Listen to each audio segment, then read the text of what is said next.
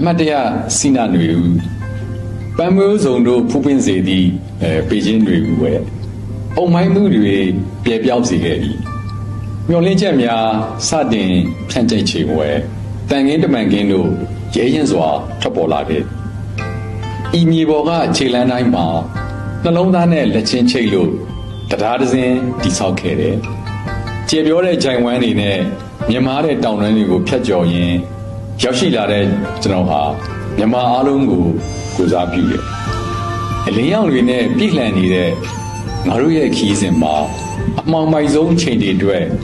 ရေဦးမိရင်ကဲ့သို့ထုံးလင်းလှပပါစေစကလုံးတိုင်းနဲ့လောက်ရတိုင်းမှာ